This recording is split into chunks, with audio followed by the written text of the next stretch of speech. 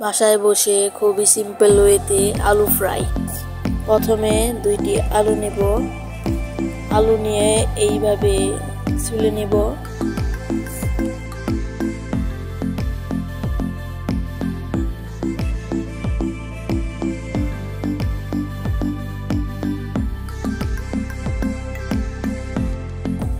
ছোলা হয়ে গেলে আমরা বটি বা ছুরি নিয়ে আলুগুলোকে সাইজ মতো কেটে নিব। কাটা হয়ে গেলে আমরা এখন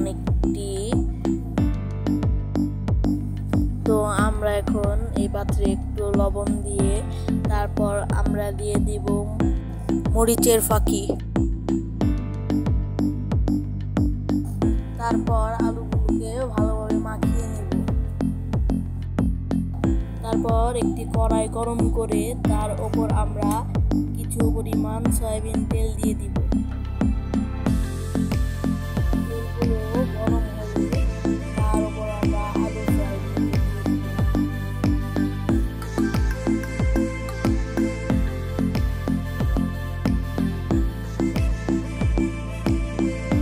তো এখন আমরা একটু এগুলোকে নেড়ে চেড়ে নেব।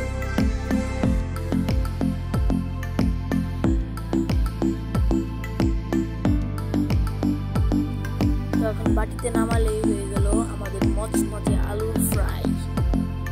সবাই ভালো লাগলে সাবস্ক্রাইব করবেন। ভিডিওটি পুরোপুরি দেখার জন্য ধন্যবাদ।